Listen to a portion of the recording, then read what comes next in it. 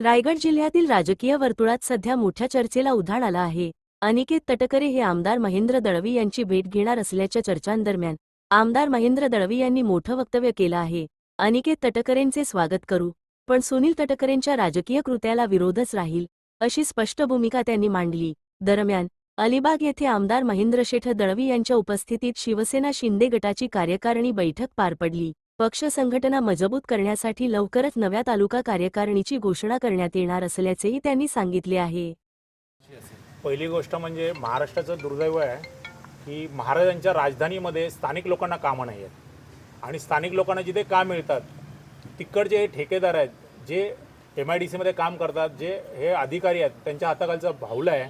ज्या कंपनीमध्ये कंपनीला कामगारांसाठी भलं करण्यासाठी 800-900 रुपये पगार दिला जातो, हे कंत्राटदार कंपनीला सांगतात की 800 रुपये द्यायचा नाही, 400 रुपये द्यायचा।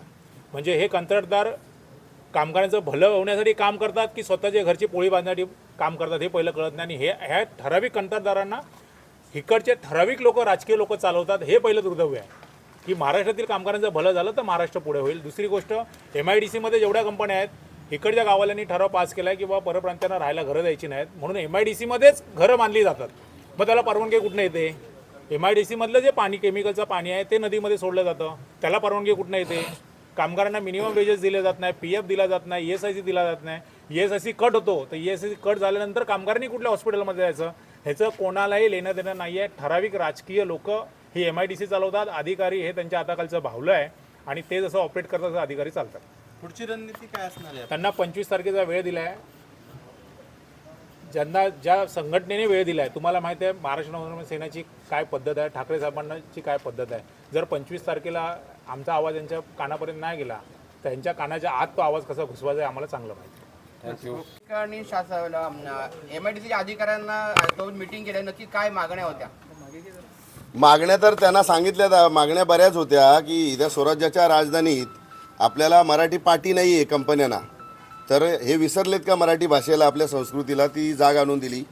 नदीमध्ये खुलेआम केमिकल सोडलं जातं आहे, त्याच्यानंतर हजारो परप्रांतीय इतर राज्यातले जे कामगार येऊन इकडे फिरत आहेत, काम करत आहेत, तर त्यांचं पोलीस स्टेशनला कोणतंही रेकॉर्ड नाही आहे, त्यांचं पडताळणी जो काय आपल्या PCC असतो, पोलीस व्हेरिफिकेशन, ते नाही आहे। तर अशा अनेक गोष्टी आहेत। कामगारांना इथे पगाराच्या स्लिप मिळत नाहीत। एखाद्या कंपनीने 800 रुपये रोज दिला कामगारांना, तर ह्या MIDC जे कोण ठेकेदार आहेत ते टोळ्या करून जातात, त्या कंपनीला दादागिरी करतात, कंपनीच्या गेटवर आंदोलनं करतात। म्हणजे ह्या कंपनीत ॲक्च्युली चाललंय काय? पहिलं आपण ऐकायचो की UP बिहारला दादागिरी चालते किंवा तिकडे कोणता कायदा नाही आहे, पण आम्ही महाराष्ट्रभर फिरत असताना ह्या महाड MIDC जे काय चाललंय, म्हणजे कॉन्ट्रॅक्टरची दादागिरी, दहशत, इथे भीती।